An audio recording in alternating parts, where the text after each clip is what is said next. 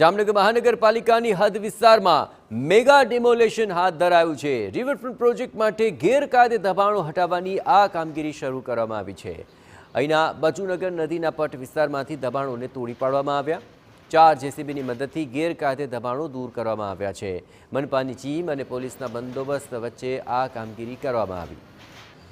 રાજ્યમાં ગેરકાયદે બાંધકામો સામે જાણે તંત્ર હવે લાલ આંખ કરીને બેઠું હોય તેમ કાર્યવાહી થઈ રહી છે। દ્વારકા બાદ હવે જામનગરમાં મેગા ડિમોલેશન હાથ ધરવામાં આવ્યું। અત્રે ઉલ્લેખનીય છે કે શહેરમાં રિવરફ્રન્ટ પ્રોજેક્ટની તૈયારીઓ શરૂ કરી દેવાઈ છે, જેના ભાગરૂપે બચુનગર નદીના પટ વિસ્તારમાંથી ગેરકાયદે દબાણો તોડી પાડવામાં આવ્યા। પોલીસના ચુસ્ત બંદોબસ્ત સાથે આ ડિમોલેશનની કામગીરી હાથ ધરાઈ હતી।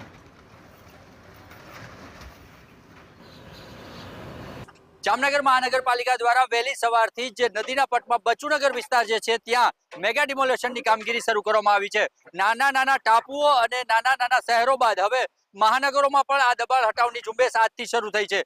જાણીએ જામનગર મહાનગરપાલિકાના એસ્ટેટ ઓફિસર નીતિન દીક્ષિત છે આપણી સાથે। આજની જે કામગીરી છે, કેટલી જગ્યા ખુલ્લી કરવામાં આવશે ને મેગા ડિમોલેશનમાં કેટલી ટીમો હાલ એક સાથે લાગી છે? આજરોજ જામનગર મહાનગરપાલિકાની એસટી શાખાની ટીમ, લાઇટ શાખાની ટીમ સાથે રાખી અને પોલીસ બંદોબસ્તને ભેગા રાખી નદીના પટમાં સુભાષ બ્રિજની નીચે જે ગેરકાયદેસર રીતે દબાણ કરવામાં આવેલ હતો એને દૂર કરવાની કાર્યવાહી અત્યારે ચાલુ જ છે। એમાં 98,845 ચોરસ ફૂટ જેવો એમાં ગેરકાયદેસર રીતે જગ્યા ઉપર દબાણ કરેલો હતો અને જેના ઉપર 54,045 ફૂટ જેવો ગેરકાયદેસર રીતે બાંધકામ કરવામાં આવેલ હતો। પોલીસ બંદોબસ્તને સાથે રાખી અત્યારે ડિમોલિશનની કાર્યવાહી ચાલુ કરવામાં આવેલ છે। આવનારા દિવસોમાં આ જગ્યા ઉપર રિવરફ્રન્ટ માટેનો કોઈ પ્રોજેક્ટ અમલી કરવાનો છે? શા માટે આ દબાણ હટાવવાની હાલ આ જરૂરિયાત ઊભી થઈ છે?